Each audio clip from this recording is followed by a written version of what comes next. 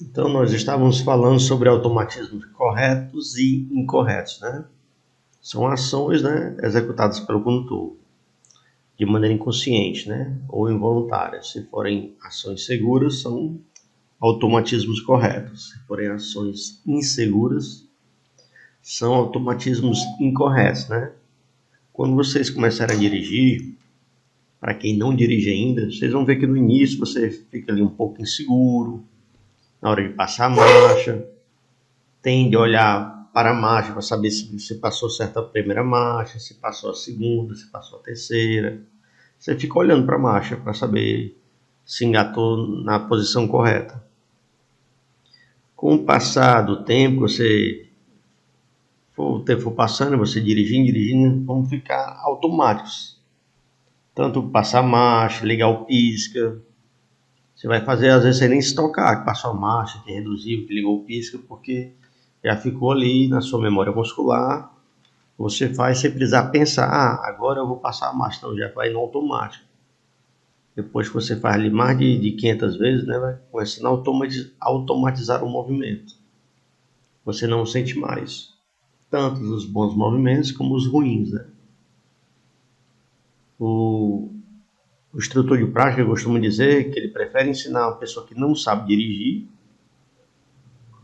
pois ele vai ensinar só o que é correto, para que não seja reprovado lá na prova, do que o que já sabe, que ele já vem com automatismo incorreto, ele já vem com vício de dirigir só com a mão no volante, ele já vem com vício de dirigir com a mão na janela, de não colocar duas mãos ao volante, então ele tem que meio que fazer com que a pessoa deixe os automatismos incorretos de lado e só faça os automatismos corretos, porque a intenção é passar na prova. Nem que depois da prova ele volte a fazer o que fazia antes, mas durante a prova ele só pode fazer o que é correto, né?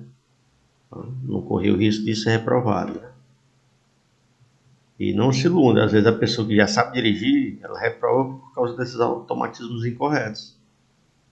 Ela vai super confiante, porque já sabe dirigir, já dirige há vários anos, mas não se iludam lá na prova, pessoal.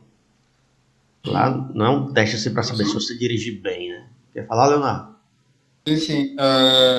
Tem alguma quantidade de erro que reprova o candidato ou Tem, vai. na primeiro erro já Não, é depende do desclassificado? erro. Tem erros que você já é desclassificado direto e tem erros que são pequenas que vão somando. Quando chega lá numa pontuação, você é eliminado. Eu não vou te dizer porque eu não sou instrutor de prática, eu não sei, mas eles lá, à medida que você vai cometendo erros, dependendo do erro, vai somando os pontos e tem erros que já são eliminados direto. Beleza? Show, entendi. Tranquilo. O cinto de segurança, né? Tem os três tipos mais comuns. O pélvico, que se ajusta ali apenas na parte da cintura, é também o menos seguro, né? Que sua cabeça fica livre para ir para frente, para trás, sua coluna, né? O torácico, que pega ali no peito, você pode passar tanto por cima, dependendo do impacto, como por baixo do cinto. E o de 3 pontos, que é o mais seguro, assim, dos comuns, né? Porque aqueles carros de corrida, eles vêm com cinto de 4 pontos, né? Ele se fecha ali no centro, no meio, né?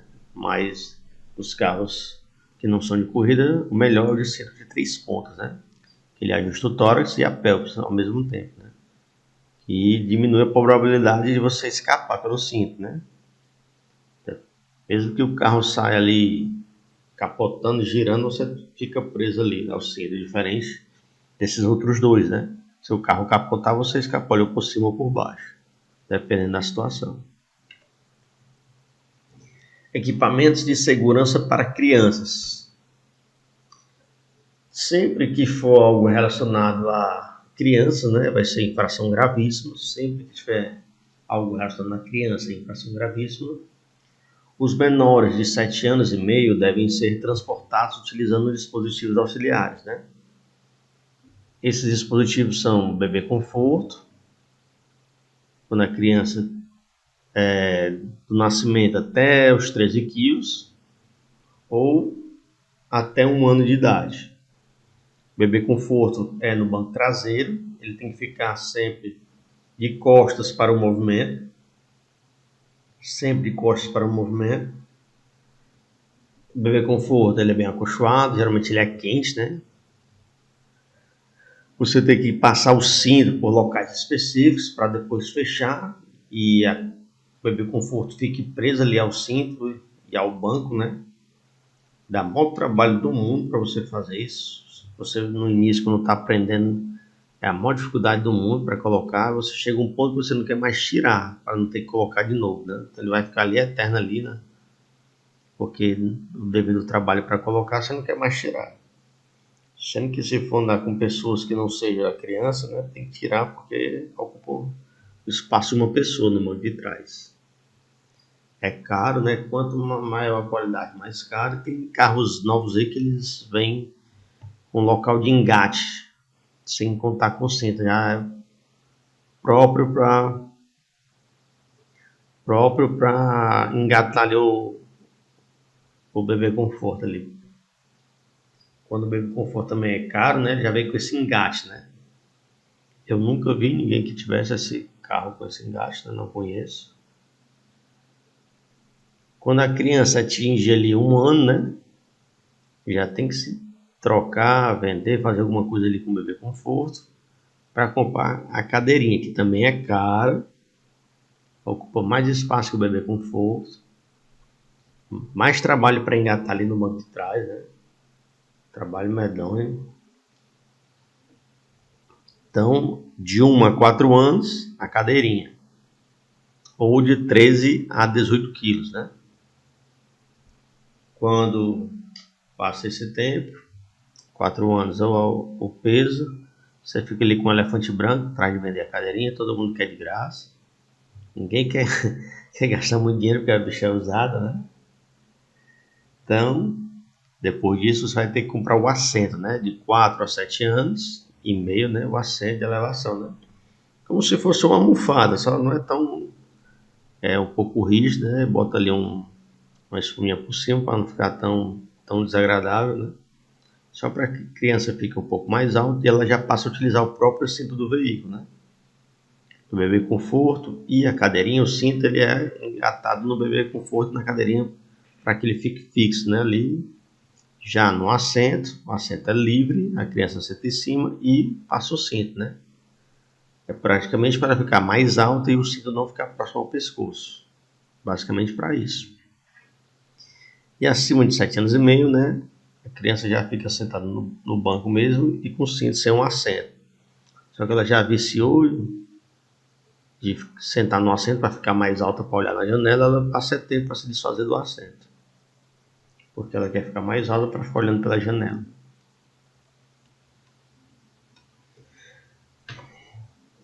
Agora tem os equipamentos de segurança para os animais domésticos, né? Então, seu cachorro basicamente ele não pode ficar só dentro do veículo porque ele pode pular. Você que está dirigindo e lhe morder, querendo brincar, alguma coisa desviar a sua atenção e você bater em um veículo, né? Então eles têm que ficar fixos para que eles não vá na direção do dono, eles possam cair ali entre as suas pernas e ele pisar no acelerador, você pisar no freio, alguma coisa acontecer ali sem intenção e causar um acidente, né? Então ele tem que ficar fixo no veículo. Tem alguns modelos aí, ó. Esse primeiro aqui, ele está com o peitoral e a guia dele, você fecha o cinto, né? E a guia dele engata ali no cinto fechado.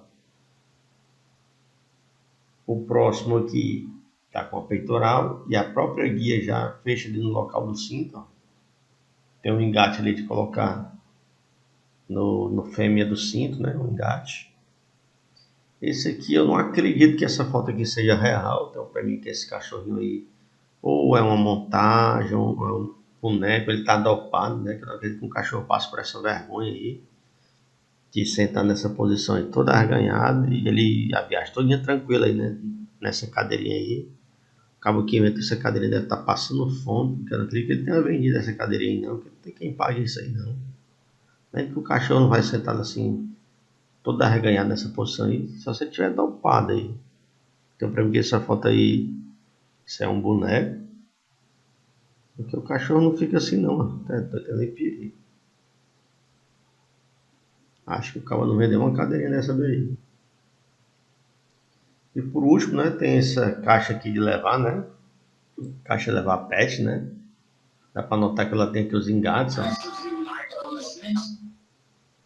Então, quer falar, Fabiano? Esses engates aqui são parecidos com o do bebê conforto, da cadeirinha, tem que passar por eles para fechar, tá fechado ali atrás, para que a caixinha fique fixa, né? E o cachorro ou o gato não fique girando a caixa, ele girando dentro, né? Então ela fica fixa ali no banco. Isso para que o seu cachorro ou gato não fique solto e possa pular em você e de alguma maneira lhe atrapalhar ou causar um acidente. Aqui, pessoal, mulher grávida. Se a mulher grávida pode pilotar ou ser passageira em motocicleta. O Código de Trânsito brasileiro não proíbe dela nem pilotar, nem dela ser passageira, ela estando grávida, né? Não tem proibição, mas já os obstetras, né? Eles proíbem totalmente a mulher grávida andar de motocicleta, na garupa ou pilotar, pois causa o deslocamento de placenta, né? Que atrapalha e, na maioria das vezes, interrompe a gravidez. Teve aulas anteriores aqui que uma moça comentou que ela andava muito de moto com o marido e realmente ela teve um deslocamento da placenta e realmente perdeu a gravidez, né? Ela pediu a palavra aqui e disse que tinha acontecido com ela. Então, muito cuidado caso você esteja grávida e vá andar de motocicleta, né? O aconselhado é que você não ande, mas cada pessoa é uma sentença, né? E se for o cinto de segurança, jamais colocar sobre a criança, sobre a barriga, né? Sempre a parte da pelvis abaixo da barriga, jamais colocar o cinto sobre a barriga, né? Sempre abaixo da barriga. Agora vamos falar um pouco sobre tipos de acidentes, né? Basicamente, tem um acidente evitável e o inevitável. O evitável é aquele acidente que, se você tivesse feito tudo que estava ao seu alcance, ele não teria acontecido. Ele aconteceu porque você não fez tudo que estava ao seu alcance, tudo que você poderia ter feito, né? O acidente evitável é aquele que você conseguiria evitar, se você tivesse feito tudo que deveria ter feito, né? Tudo que estava ao seu alcance não teria acontecido, né? Esse é o acidente evitável. É o acidente que você não fez tudo que poderia ter feito, você não fez tudo que estava ao seu alcance. E o inevitável é aquele que você não conseguiria evitar de maneira alguma. É quando o condutor fez tudo o que era razoavelmente possível e mesmo assim não conseguiu evitar o acidente. Esse é o inevitável. Aquele que ele fez tudo e mesmo assim não evitou, né? Não deu certo evitar. Então, significa dizer que ele era inevitável. E já o evitável, se ele tivesse feito tudo que estava ao seu alcance, o acidente não teria acontecido, né? Então, os acidentes se classificam em evitáveis e inevitáveis. Ações básicas para evitar um acidente, né? A gente até falou lá no início, quando avistou o cachorrinho, né? Avistou, né? Viu, né? Pensou no que fazer e agiu, né? Pisou no pedal do freio, né? Ver, pensar e agir. Ver, avistou o obstáculo, pensou qual atitude tomar e agiu. Ver, pensar e agir. Então, sempre que falar em ações básicas para evitar acidentes, quais são as ações sensoriais para evitar acidentes? Ver, pensar e agir. Avistar o obstáculo ou o perigo, pensar no que fazer e agir com convicção, né? E vamos falar agora das principais falhas humanas. As falhas humanas são divididas em 3. A imperícia, a imprudência e a negligência. Sempre que falar em perícia, tem que ser falado em falta de habilidade ou domínio sobre o veículo, né? Falta de habilidade ou domínio sobre o veículo. Então, imperícia é a incapacidade, é a falta de habilidade específica para a realização de uma atividade. A pessoa tirou a habilitação, mas ainda não se sente segura, está muito insegura, está com medo de dirigir, né? Ela nunca passou a terceira marcha, que durante o curso prático provavelmente vocês vão andar apenas a primeira e a segunda marcha. Não sei se mudou muito, talvez passe a terceira, mas na minha época eu só passei a primeira e a segunda marcha. Então você não aprende a dirigir efetivamente nas ruas quando você está treinando para a prova prática, não. Você vai aprender mesmo dirigindo na rua, né? Você vai aprender mesmo dirigindo. Então, quando você ainda não tem total domínio sobre o veículo, você ainda não tem segurança na hora de fazer as curvas, na hora de passar as marchas, você ainda não tem a perícia adequada, você ainda não é um perito, né? Você falta ainda habilidade, né? Experiência, né? Já a imprudência é um comportamento de precipitação, de falta de cuidados, ou então excesso de confiança, né? Você tem aquele excesso de confiança, acha que dirige mais e começa a ser imprudente, né? Por opção, coloca em risco a sua vida e a dos outros. Dá um exemplo, né? O Kevin tem uma motocicleta, já dirige há muitos anos e já começou a querer levantar o pneu da moto. Ele começou a levantar o pneu da moto para colocar a moto no grau, né? Aí ele aprendeu a levantar o pneu da frente, achou pouco. E agora está levantando o pneu de trás, fazendo um RL, né? Então ele está sendo imprudente. Por opção dele, ele está arriscando a vida dele e de outras pessoas. Esse é um exemplo, né? Por opção dele, não tem porquê. Ele está fazendo porque quer levantar o pneu. Basicamente você fica treinando ali, né? Até aprender e tal.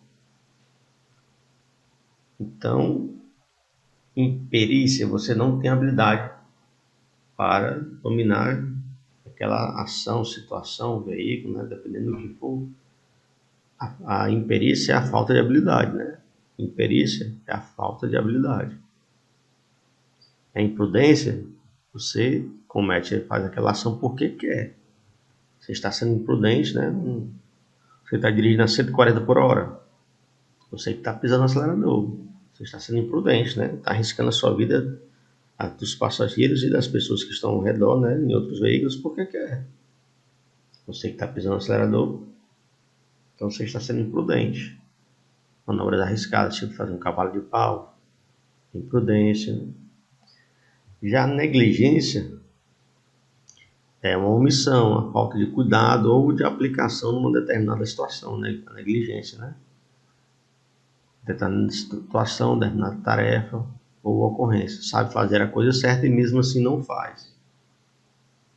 Você vai deixando para depois, a procrastinação, né? Você está sendo negligente.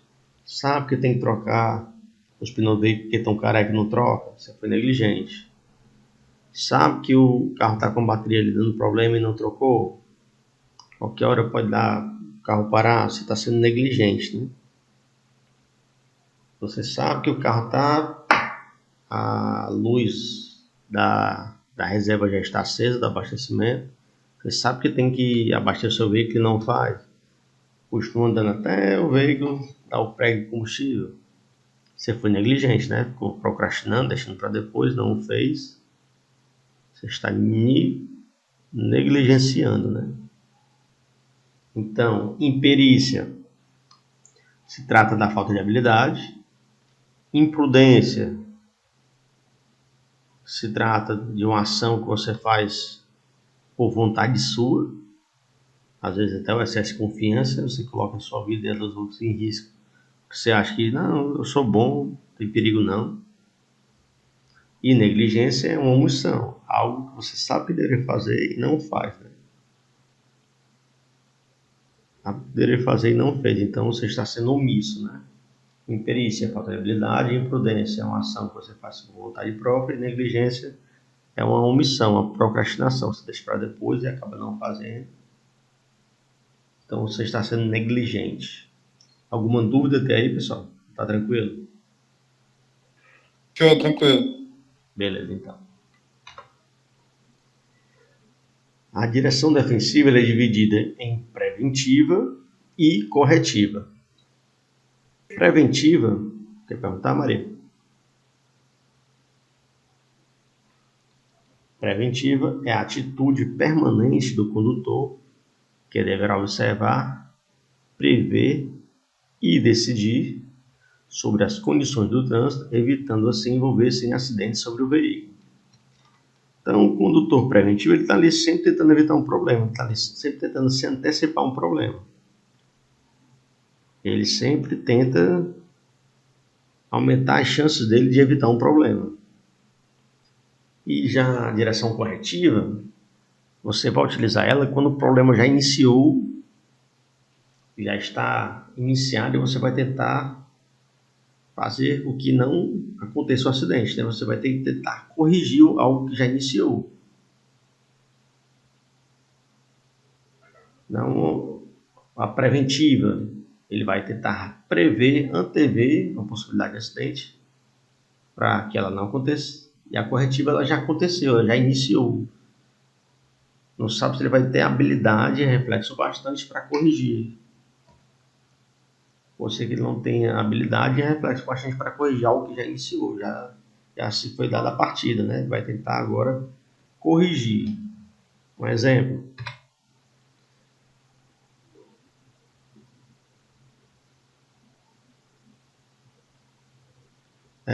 Direção defensiva preventiva. Preventiva, né? A Nayane vem aqui no veículo dela, ela vê uma placa daquela ali, ó. Atenção, trecho com alto risco de atropelamento de animais. A placa da cor amarela significa alerta, significa aviso, significa advertência, né? Se colocar essa placa aí é porque já aconteceu vários acidentes aí, se tornaram costumeiros por algum motivo. Esse local é um local que os animais costumam atravessar a via aí. Então, devido à quantidade de acidentes, foi colocada essa placa aí para avisar aos motoristas que nesse trecho aí tem alto risco de atropelamento de animais. Então, se você vê uma placa dessa aí e você é um motorista defensivo, você já diminui a velocidade nesse ponto. Se você estava aqui a 80 e vê uma placa dessa, você baixa para 40. Com a intenção de...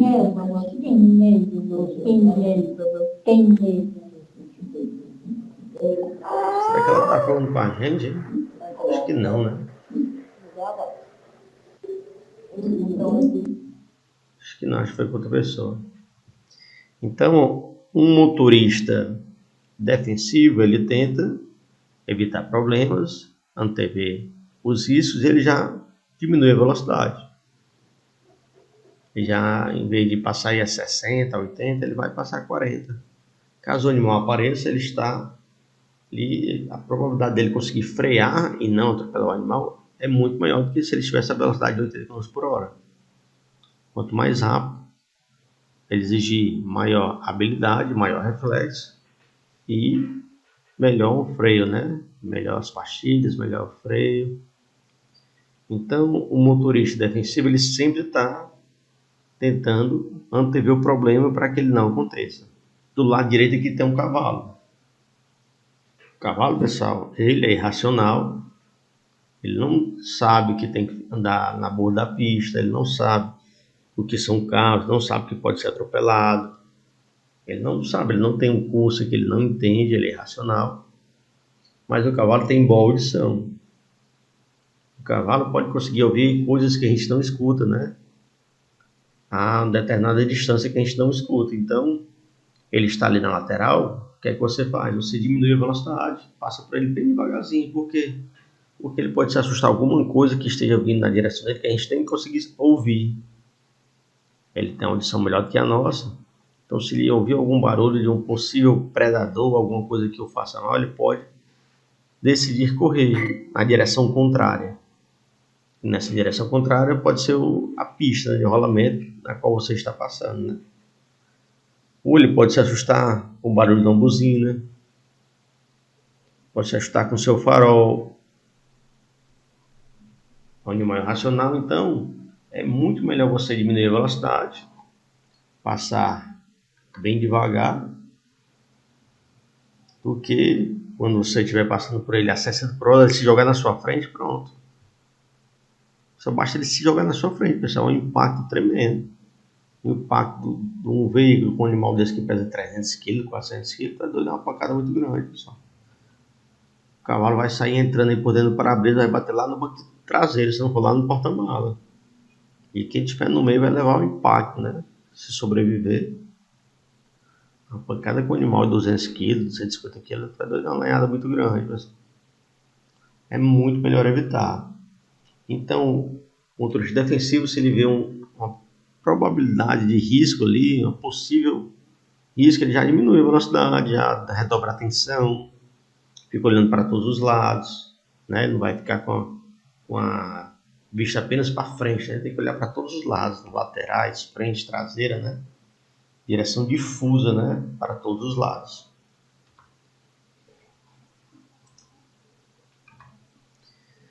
Já aqui, pessoal, direção defensiva corretiva. Ali, ó, o cavalo estava na lateral e tinha uma placa. Nada aconteceu. Aqui, ó, já iniciou. A criança não está na calçada, ela já está aqui na pista.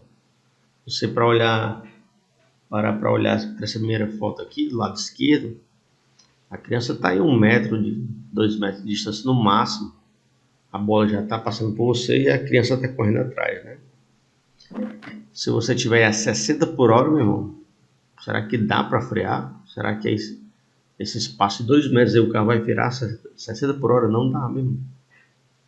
Não se iluda, pessoal. Quando você está dirigindo o veículo, você pisa no freio, ele demora para parar. Ele vai ter que, dependendo da velocidade, se tiver desacelerar aí 60 km, 80, 70, não vai ser assim 1 metro não. Ele leva assim uma distância para chegar na velocidade zero, desacelerar totalmente, né? Esse caso aqui, ó, a criança está indo para a direita, nesse caso aqui, você não pode ir para a esquerda, para a direção contrária, que às vezes é bom, se o obstáculo está em movimento para um lado, você puxa para o outro, para livrar. Mas nesse caso aqui, se você puxar para a esquerda, você vai bater no carro preto aqui, ou no carro vermelho ali da frente. Então você não pode puxar para a esquerda, já está muito próximo.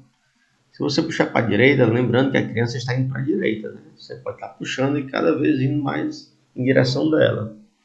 Você tem que fazer a manobra aí com muita habilidade, com bastante reflexo, porque aqui 1 milésimo de segundo vai fazer a diferença. Você bater na criança e arremessar ela e você desviar, né?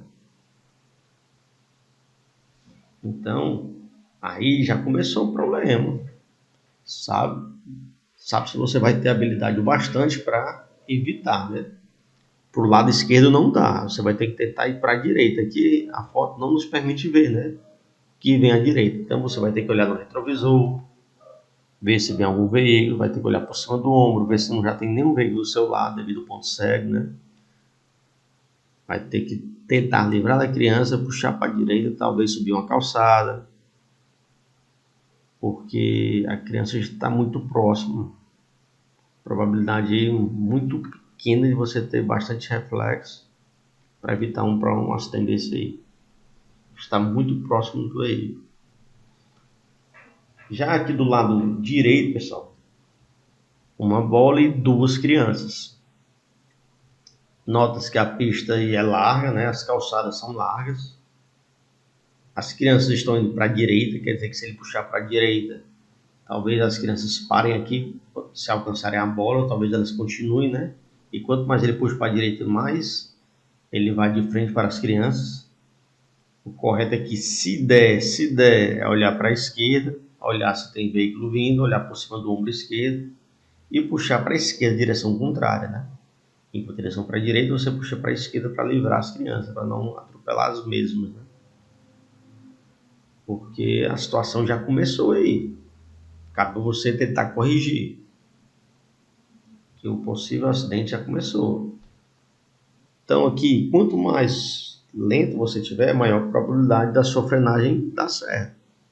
Quanto mais veloz, quanto mais no limite você tiver de alta velocidade, fica mais difícil de você conseguir frear o veículo antes de encostar na criança. Depender de muita habilidade, muito reflexo. Então, preventiva. Você tenta prever um possível acidente e já se antecipa, diminuindo a velocidade, redobrando a atenção. A corretiva ele já se iniciou. Você não procurou não.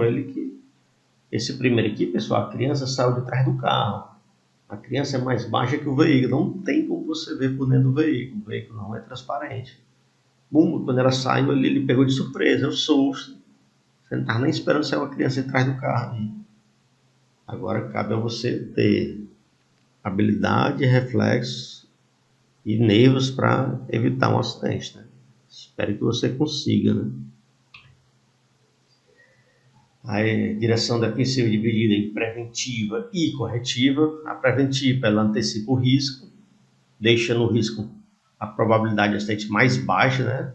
Então, baixa o risco, exige menos habilidade, já que o carro está lento, você não precisa ser nem um Lewis Hamilton, nem um Schumacher, né? O carro está um pouco mais lento, do limite. E a preventiva é sempre a direção defensiva, que é recomendável, né? Sempre dirigir com cautela, com o objetivo de evitar acidentes, né? Já a corretiva, você não vai conseguir antecipar ao risco, você anda em alta velocidade, quando o risco começar, você está ali a velocidade alta, vai depender muito ali de suas habilidades, o risco é alto, quanto mais rápido você tiver, maior probabilidade de não dar tempo, você não ter o reflexo bastante, né?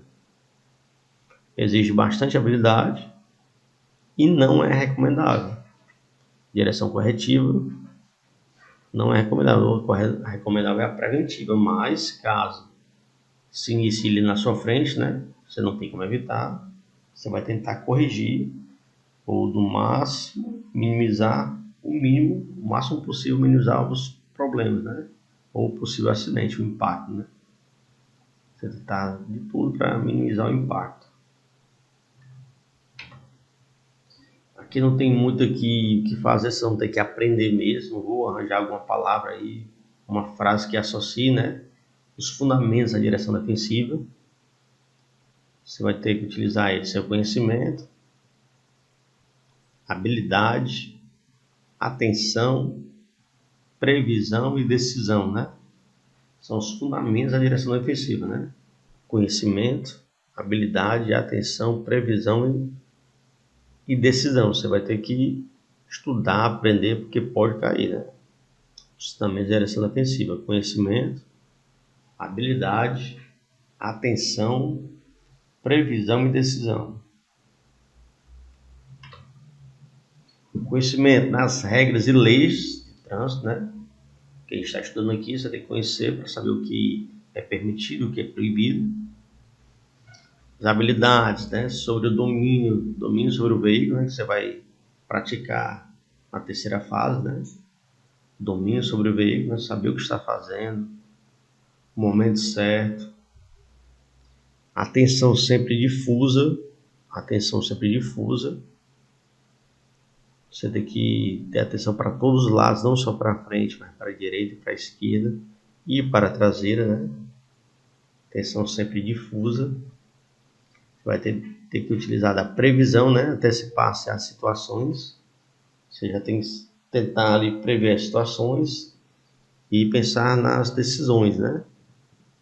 Quando você tiver que agir, agir com convicção, né?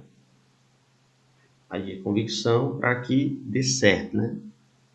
Então, os fundamentos da direção defensiva: conhecimento, habilidade, atenção, previsão e decisão. Você tem que aprender ou decorar, achar maneira aí de lembrar dos fundamentos. Falar agora um pouco sobre os comportamentos na direção, né? A atenção sempre tem que ser difusa, atenção sempre difusa, atenção não só para frente, mas para a sua direita, para a sua esquerda, para a traseira do veículo. Jamais ter a atenção dispersiva, né, que é dispersa. Também não pode ter atenção fixa, que é apenas para um ponto, né? Você tem que olhar para todos os lados, né? E tentar se preparar para que venha um problema de qualquer lado, você tem que estar preparado, né? Por isso, a atenção sempre difusa. A direção tem que ser defensiva, né? Sempre com a intenção de prever e tentar evitar os acidentes. Jamais direção agressiva, jamais. E sempre ações evasivas, né? Ações de fuga, com a intenção de evitar acidentes. Sempre as ações evasivas, que são ações de fuga, né? Se evadir, né? Sempre com a intenção, objetivo de evitar possíveis acidentes. Então, a atenção dispersiva é quando o condutor dirige distraído, disperso, né? Sem a devida atenção. A atenção física é quando o condutor dirige olhando somente à frente. E a direção tem que ser atenção difusa para todos os lados, né? Quando o condutor divide a sua atenção em tudo que está à sua volta, né? Então, sempre que se falar atenção, a correta é a atenção difusa.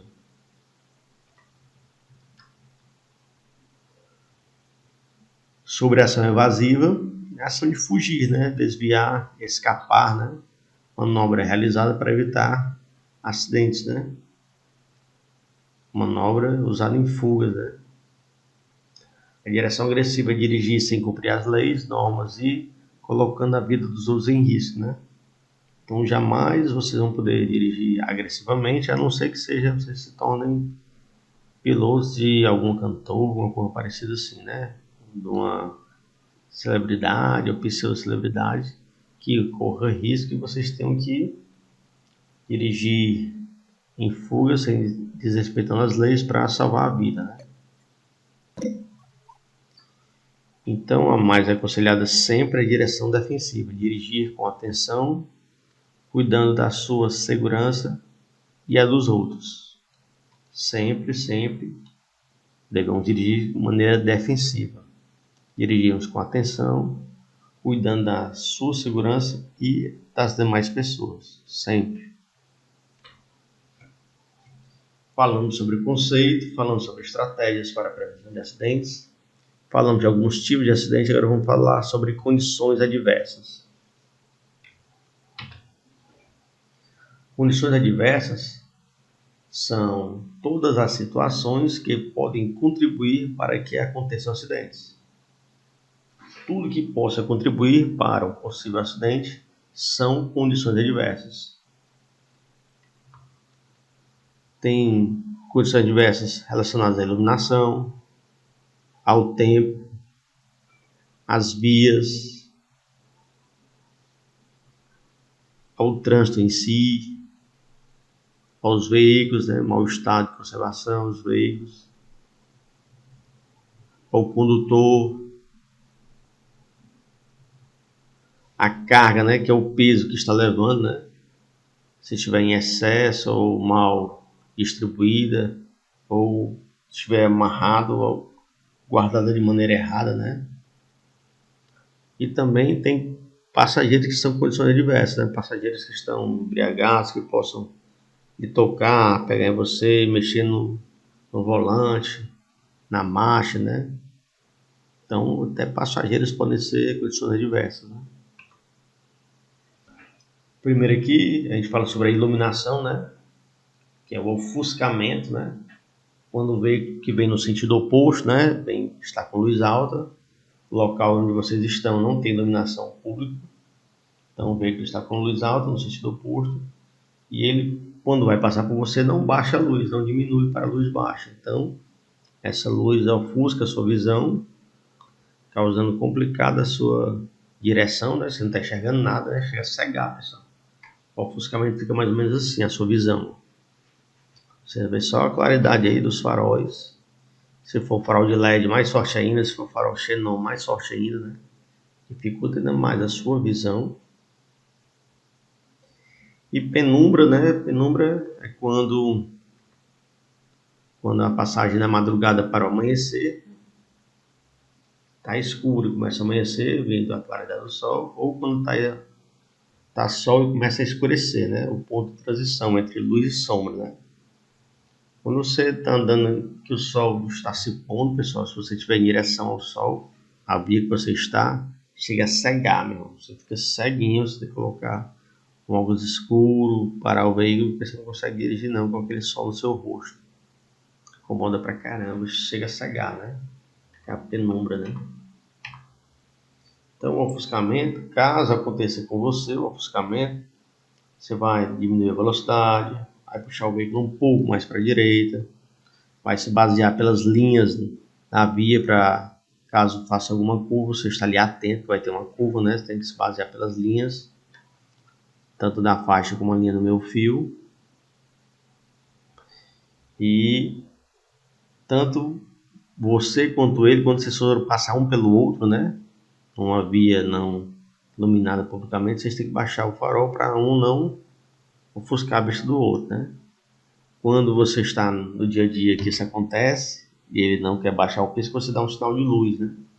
Aquele toque que a luz dele está incomodando e ele baixa, né? Depois que ele passa por você, você passa por ele, vocês podem abrir novamente, né? E conduzir tranquilamente, né? Então, quando vocês vão passar um pelo outro, baixa o farol, ou então quando você está seguindo o veículo da frente, quando você vai seguir o veículo da frente, se você estiver com o farol alto, ele pode passar pelo vidro traseiro, né? E até o retrovisor interno. E como ele está, o motorista, né? Ele agitou o retrovisor interno para que ele consiga ver o que vem atrás, né? Pelo vidro traseiro. Quando a luz do farol do seu carro passa lá, ele bate no retrovisor interno e ofusca a visão do motorista. Para que isso não aconteça, o motorista ele tem que apertar uma alavancazinha que tem debaixo do retrovisor interno, que ele vai modificar o ângulo de inclinação do espelho. Você vai continuar vendo o que vem atrás e não vai lhe ofuscar. Só com esse pequeno desvio, né? Que você apertou o botão e ele se inclinou. Com essa pequena inclinação, ele para de ofuscar a sua vista, né? Interessante isso. Quer perguntar, Israel?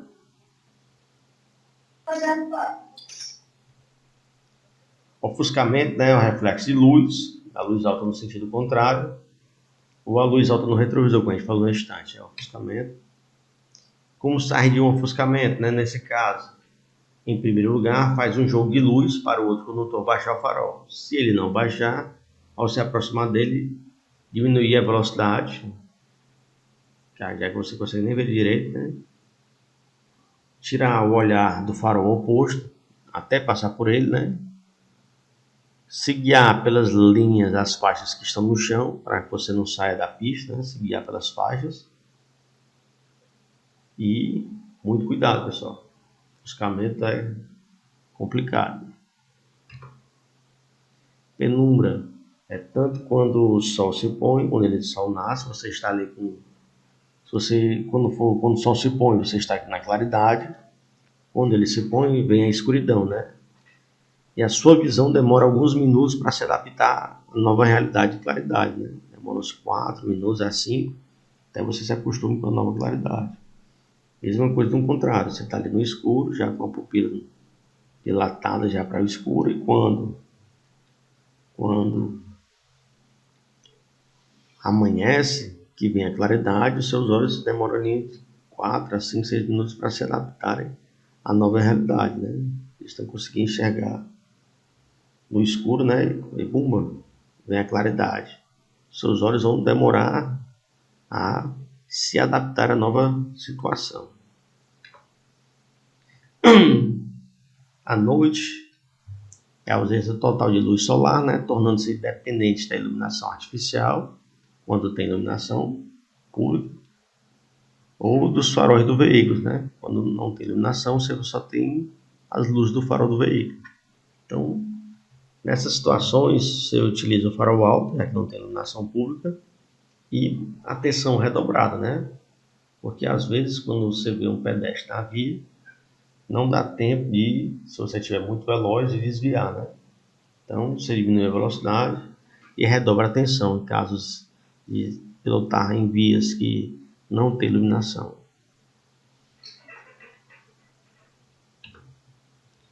O tempo, quando a gente fala condições diversas relacionadas ao tempo, pode ser a chuva, pode ser o frio, pode ser o calor, ventos fortes, pode ser neblina, cerração e fumaça.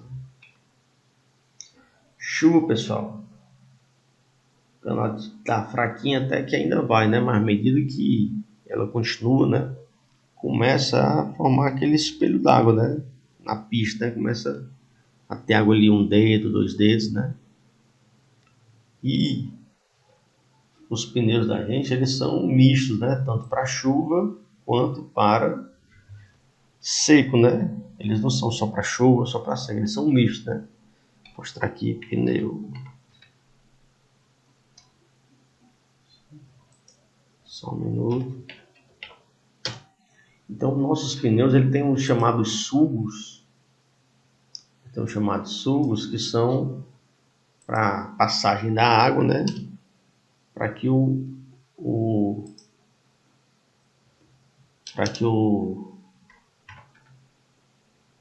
veículo não perca aderência com o solo, né?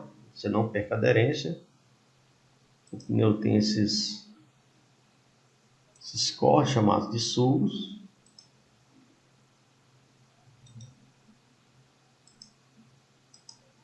E à medida que você vai dirigindo na chuva, né? O pneu vai empurrando a água e boa parte dessa água passa por aqui, ó, pelos sugos, para que o pneu não perca o contato com o solo. Elas vão passando pelos sugos aqui, né? Só que à medida que você vai aumentando a velocidade, vai aumentando a quantidade de água que está sendo empurrada pelo pneu. Chega um momento que a quantidade de água não dá vazão. Esses pequenos cortes não conseguem dar vazão à quantidade de água que você está empurrando, consequência da sua velocidade imprimida, né? Então, quanto mais água você empurra, maior a probabilidade de elas não darem vazão, passar aqui pelas sugos do pneu. Isso vai ocasionar que o pneu ele comece a andar por cima da água, né? Ele comece a andar por cima da água, já que não tem por onde a água passar, ele começa a andar por cima da água, né? Aqui o pneu em velocidade baixa, ó, ele empurra uma pequena quantidade de água, velocidade moderada ele já empurra uma quantidade maior. Aí se o seu pneu, quanto mais novo o seu pneu, mais alto está ali os sugos, né? Estão mais altos. Então, maior probabilidade de passar água ali, uma quantidade de água. Quanto mais careca está o seu pneu, o pneu fica mais baixo e passa uma menor quantidade de água, né? Que está na pista, né? Então, quando você começa a empurrar muita água, a probabilidade é que ele não dê mais vencimento, ele aos poucos ele vai saindo do solo e vai começar a andar sobre a água, por cima da água, porque não deu vencimento. Quando isso acontece, o pneu perde o contato com o asfalto, né? E tende ao veículo sair deslizando na água, né? Chamada de aquaplanagem ou hidroplanagem, né? Que é a perda do contato do pneu, né? Com o asfalto, né? Eles perderam o contato. A água que estava sendo empurrada era uma quantidade maior do que a vazão, então ele acaba ficando sobre a água e assim o pneu perde o contato com o asfalto e o veículo sai deslizando, né? Chamado de aquaplanagem ou hidroplanagem, né? É a perda total da aderência dos pneus com o pavimento devido a uma fina camada d'água formada entre a pista e o pneu. Devido a uma fina camada de água formada entre a pista e o pneu, o carro ele fica sobre a água, né? Então, quando você está dirigindo na chuva, pessoal, você tem que redobrar a atenção, diminuir a velocidade e é aconselhado que você não pise no freio. Só em algumas ocasiões e de maneira bem leve. Em vez de você pisar no freio para reduzir a velocidade, você vai debrear. O que é debrear, pessoal? O que impõe a força, a potência do veículo, assim, são as marchas. Se você está com uma certa velocidade, está de quinta marcha, você está a 60 por hora de quinta marcha, e quando você diminui a marcha para a quarta, você dá uma matada na força do motor, né? Ele estava a 60 e você passa a marcha para a quarta, provavelmente ele desce para 40 logo quase de imediato, porque você diminuiu a força que você tinha liberado para o motor. Você tinha liberado aqui da marcha e bum, você voltou para a quarta. Se o carro está com uma certa velocidade, ele vai debrear, é chamado freio mecânico, né? Quando você freia sem pisar ali no pedal do freio, né? O chamado freio mecânico, você freia reduzindo a marcha, também é chamado de debrear. Então, quando está chovendo, é aconselhável você não frear e nem fazer movimentos bruscos, né? Não estressar, não girar o volante bruscamente, você virar de maneira leve, e em vez de pisar no freio, você reduzindo as marchas, tá? De quinta passa para quarta, de quarta passa para terceira, e assim você vai matando a força do motor, né? Você vai diminuindo a velocidade sem precisar frear. Quando a gente freia, possivelmente pode causar o travamento nas rodas e você sai deslizando, né? Então, sempre evitar a aquaplanagem, né? A gente já falou o que fazer e o que não fazer. Não pode frear, o aconselhado é o que? Debrear, né? Você diminuir a marcha para a marcha anterior, para que assim o próprio motor dê uma amenizada, né? Ele perca a potência e vai ficando mais lento. E também não deve virar bruscamente o volante, né? Se estiver chovendo, você tem que mexer o volante de maneira mais suave possível e evitar pisar no freio. E sim, diminuir a marcha, né? E evitar pisar bruscamente no freio, né? E nem girar o volante de maneira brusca. Coisas que você não deve fazer é virar o volante de maneira brusca e pisar no freio quando está chovendo, né?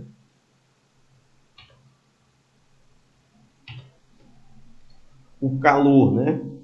O calor pode ocasionar indisposição e sonolência ao ato de dirigir.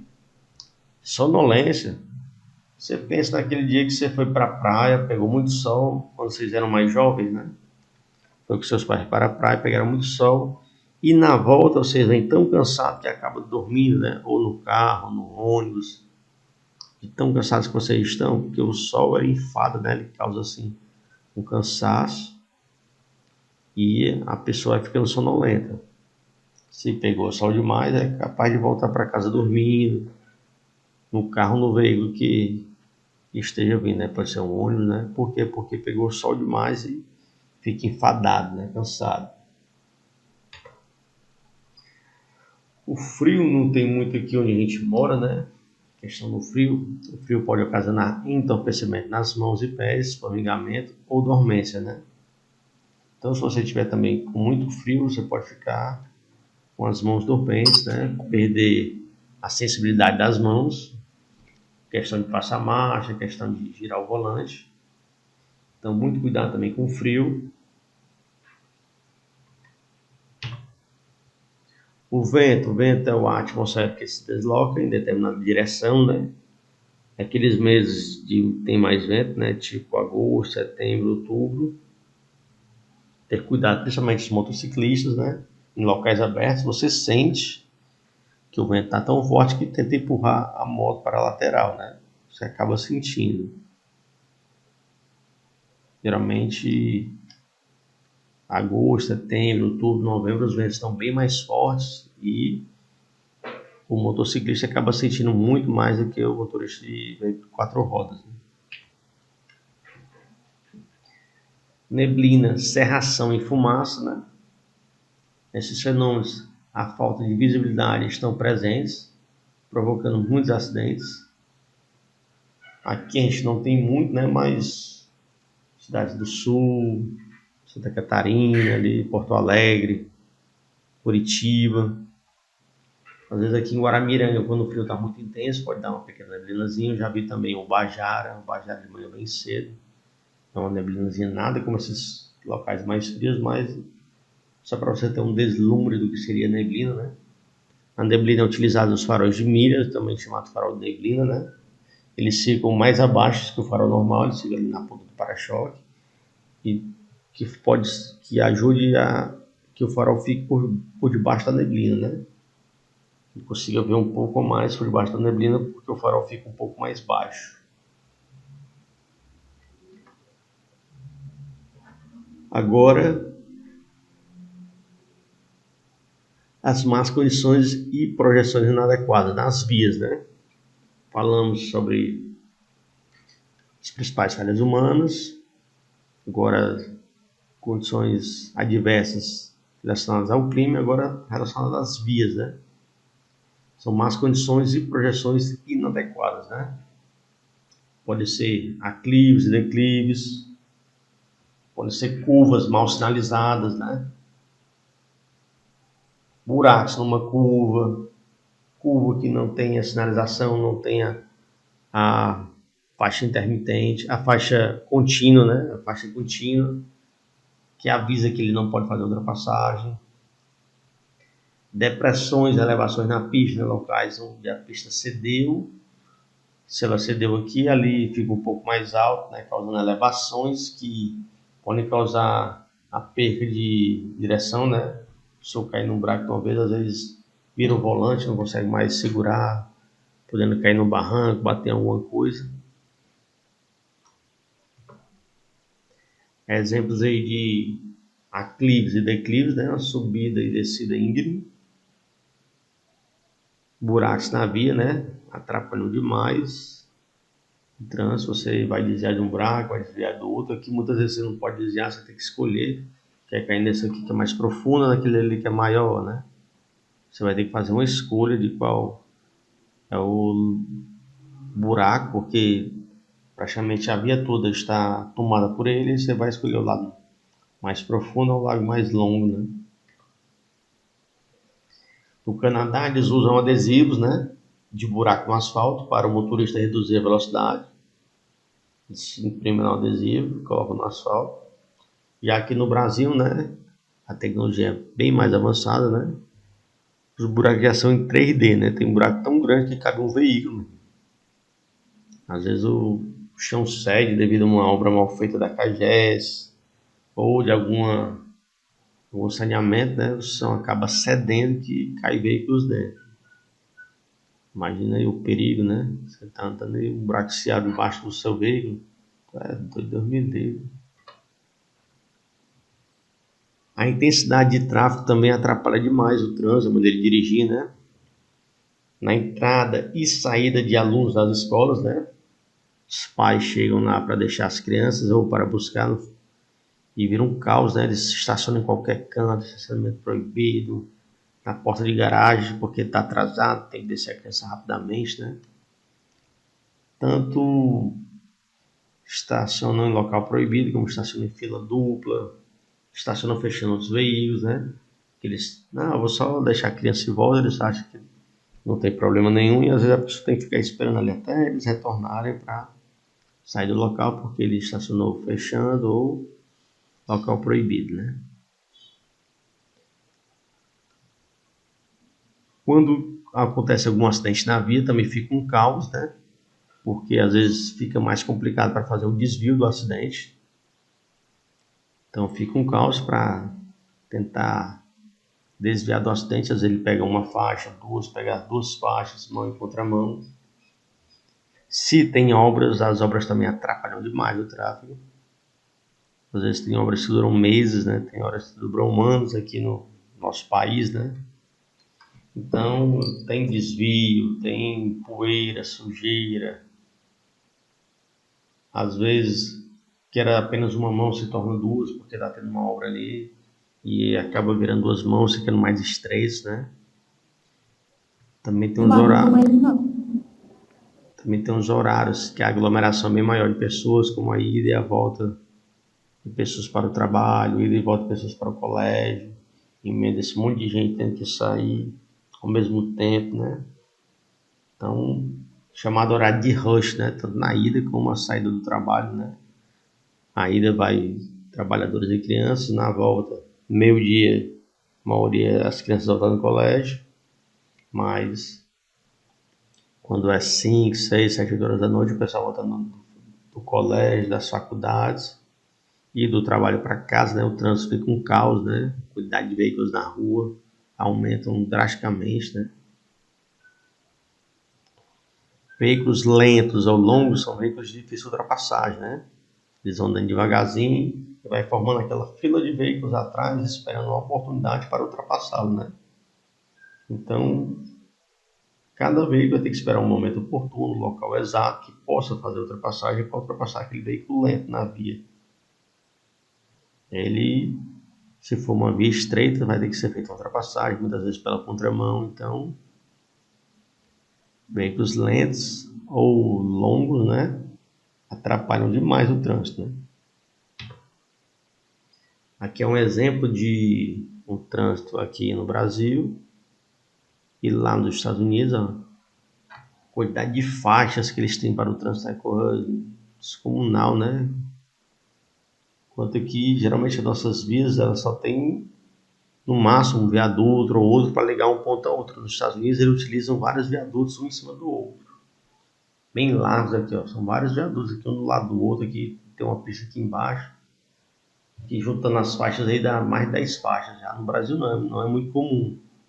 O viaduto ele liga um ponto ao outro, não para escoamento de veículos. Aqui, ó, são várias faixas, né? Então é um fluxo de veículos gigantesco aí e muito bem organizado, né? Você olha ali para ele aqui em São Paulo, pelo amor de Deus. Ainda quando o veículo pode ser a causa de um acidente, né?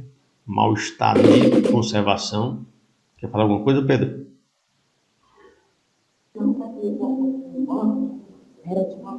Então, quando o veículo está em mau estado de conservação, pode ser os pneus que estão carecas. O cara está sem dinheiro para trocar o pneu, vai ficando com o pneu ali até a hora que começa a aparecer até o arame do pneu.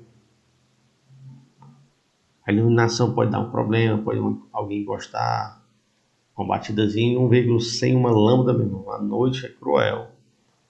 De longe você pensa que é uma moto vindo na sua direção, aí quando você dá pé, não, tá um farol queimado.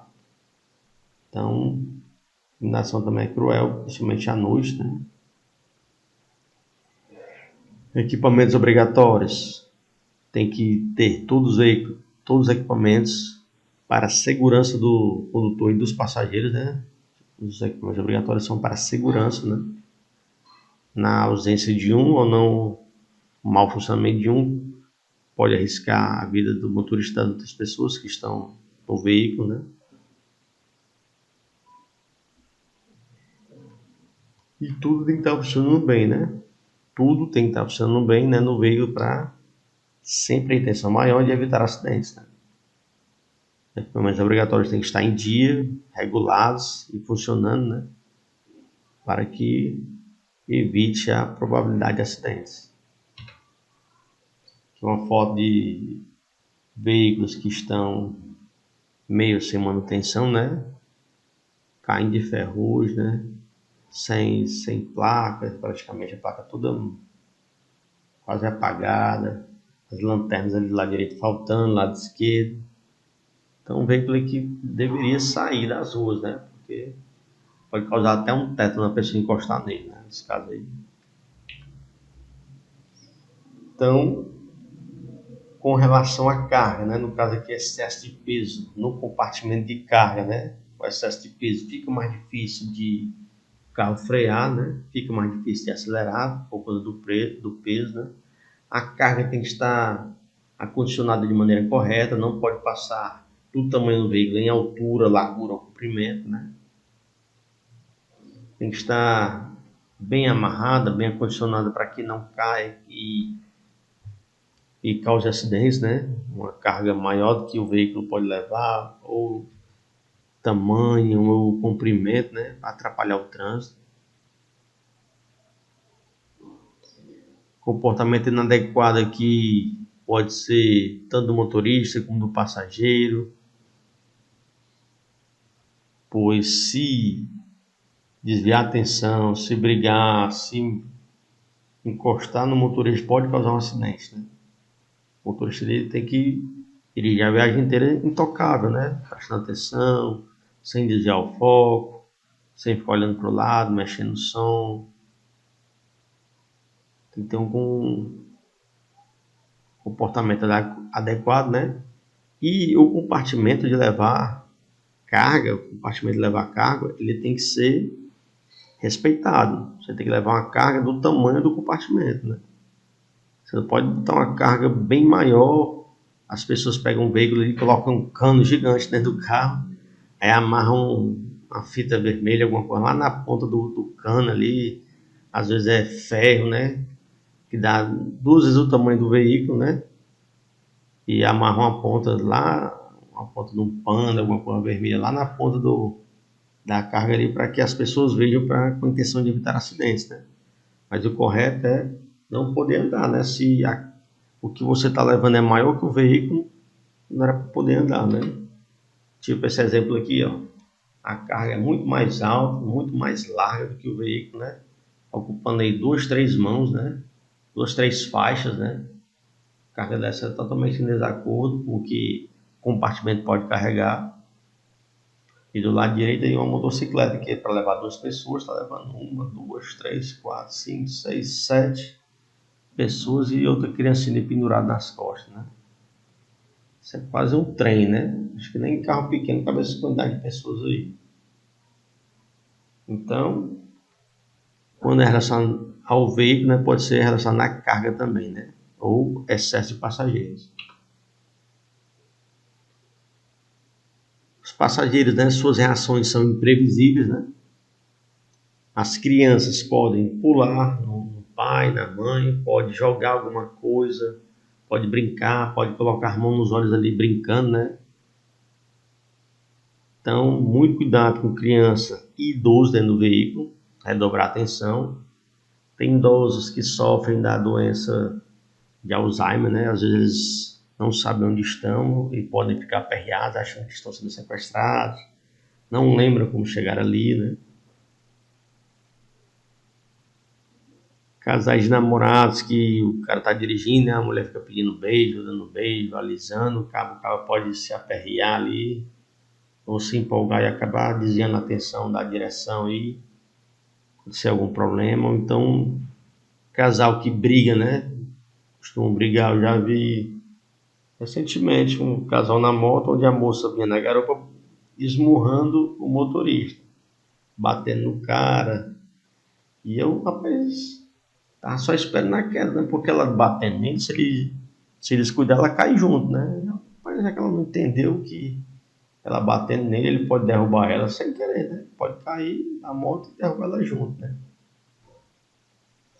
Então, crianças, idosos, discussão, às vezes, de passageiros dentro do veículo pode causar um problema ao motorista, né? Podem discutir, podem chegar a vias de fato, né? E na hora lá da briga pode sobrar um murro, uma pesada do motorista e ele acabar desmaiando ou sentindo muito impacto lá da porrada e ficar desacordado, né? Casais podem brigar, como também podem namorar demais, tanto namorar demais, beijos e abraços, como brigar dentro do veículo pode causar um problema, né? Até mesmo a conversa pode desviar a atenção, né? Você subir no ônibus, tem lá escrito, né? Não converse com o motorista, né? Com a intenção de não desviar a atenção do motorista do trânsito, né? Tinha escrito ali no meu, não sei se ainda tem. Há um tempinho eu não ando de ônibus já.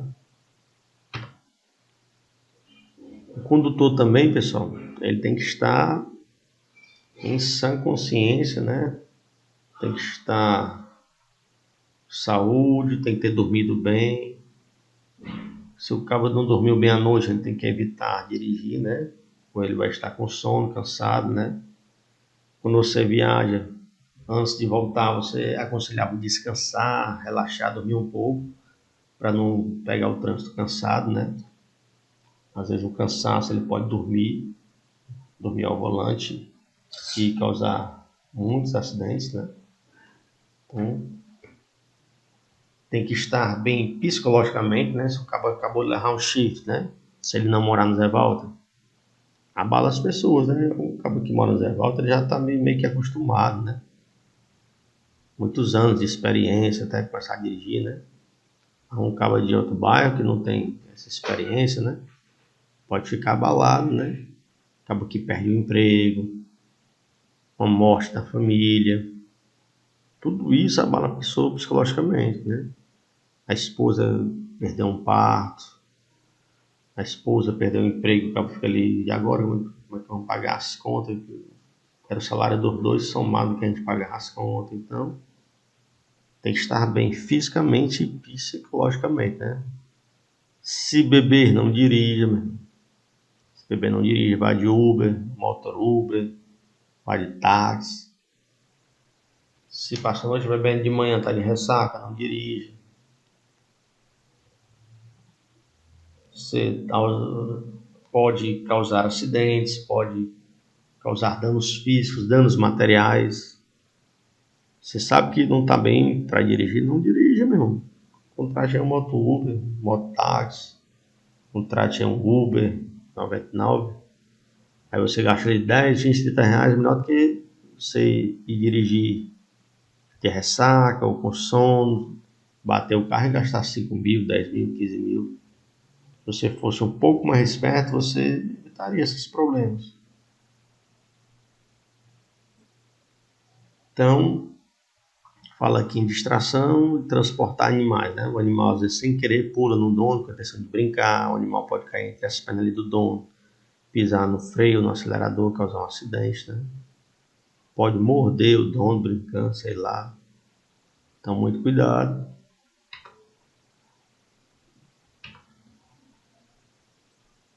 Agora falar um pouco sobre as colisões, né?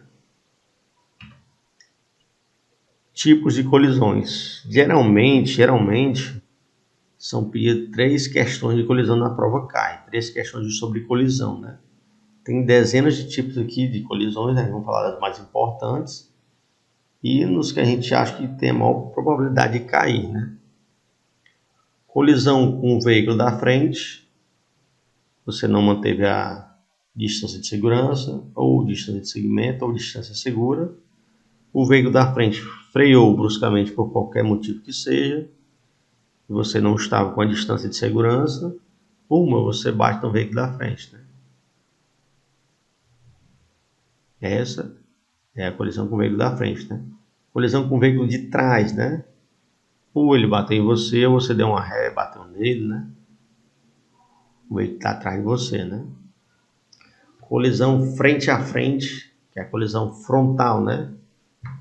Acontece muito em ultrapassagens que não dão certo, né? Incorretas, né? Ou numa curva, né? Você era para ter feito uma curva fechada e acaba se dizendo atenção por algum motivo, faz a curva mais aberta, acaba indo parar na contramão e pumba, se choca de frente com o veículo, né? Ou então você está aqui na sua mão, né, dirigindo, e um veículo vai tentar uma ultrapassagem e ele calculou errado, quando você menos espera ele está aqui na sua frente, né? Ele está na contramão aqui na sua frente. Então, colisão frontal é somada, né, a velocidade dos dois veículos. Se você está aqui a 100 e o veículo que está vindo está a 100, somar duas velocidades dá 200 por hora, né? Praticamente fatal, né? Um impacto a 200 por hora.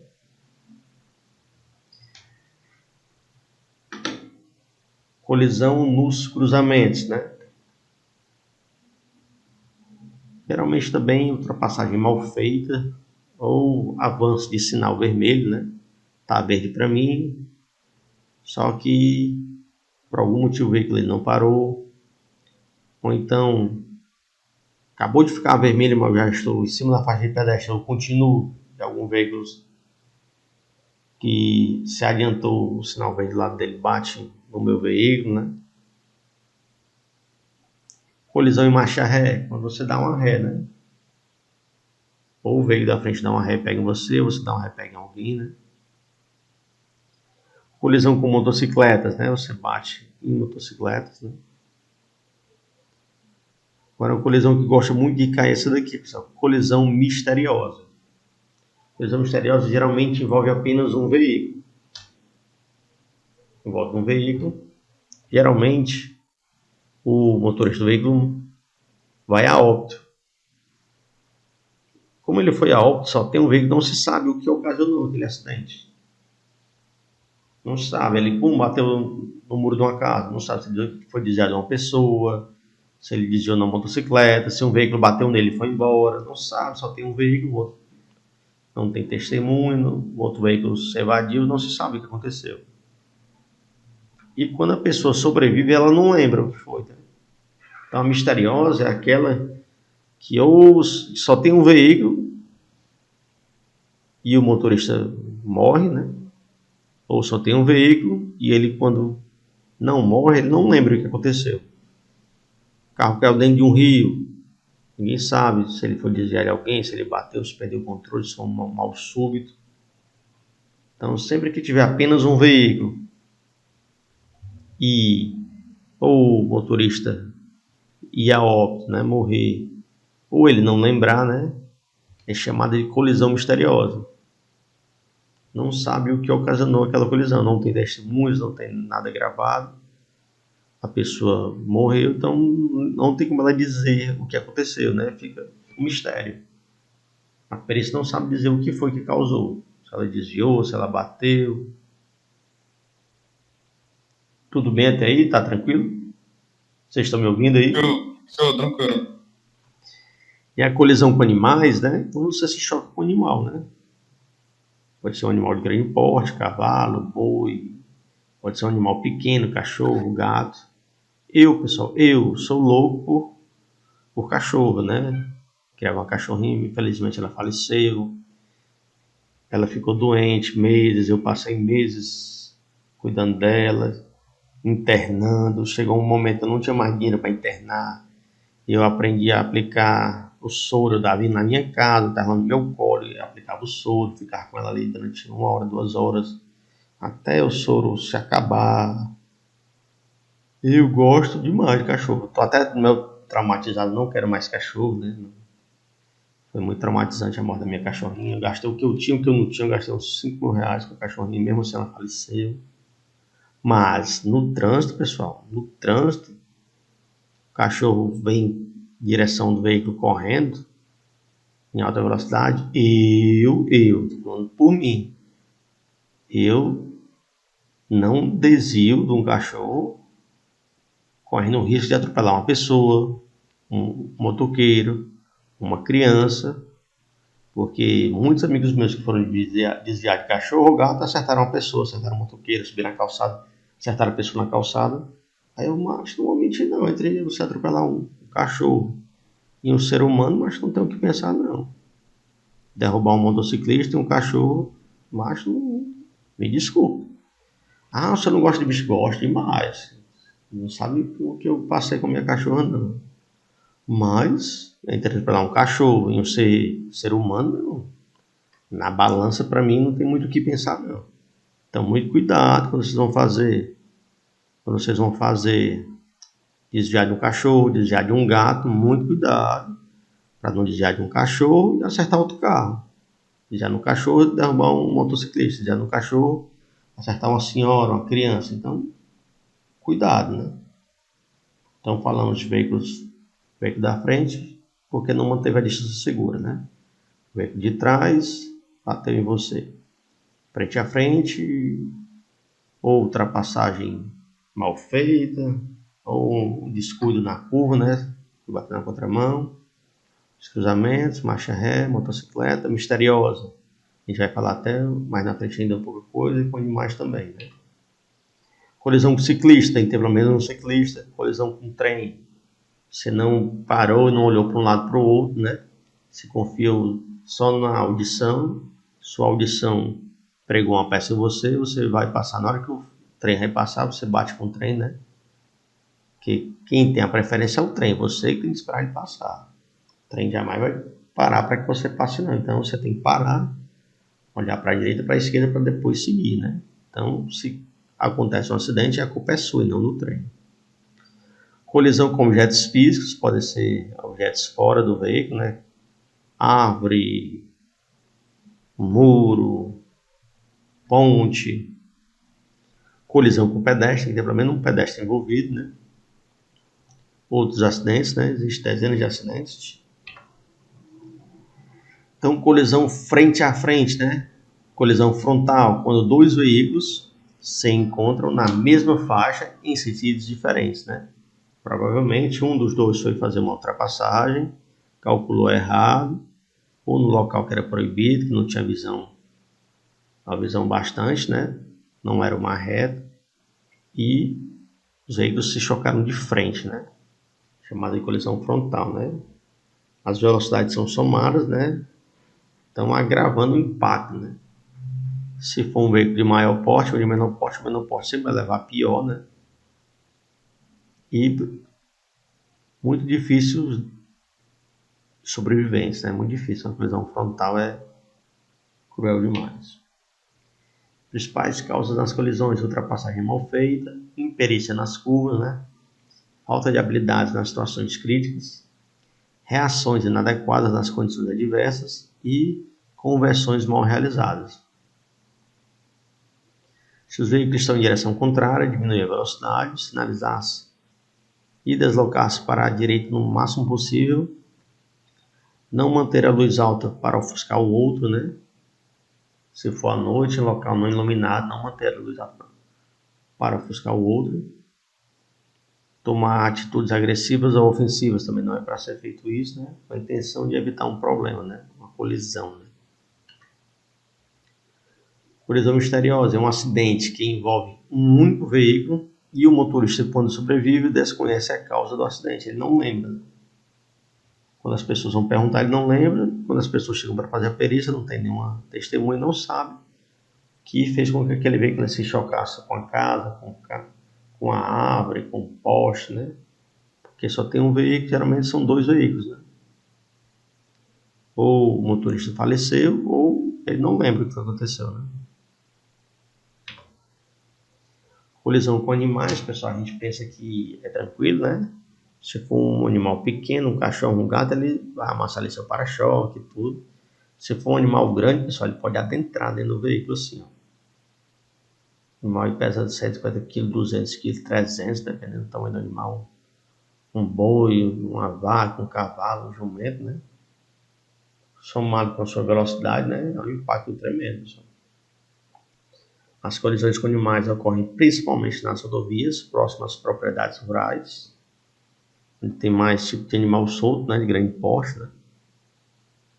E muito cuidado. Como evitar a colisão com animais? Reduz a velocidade, não buzine a fim de não assustar o animal, né? Não jogar a luz alta e redobrar a atenção, principalmente em zonas rurais.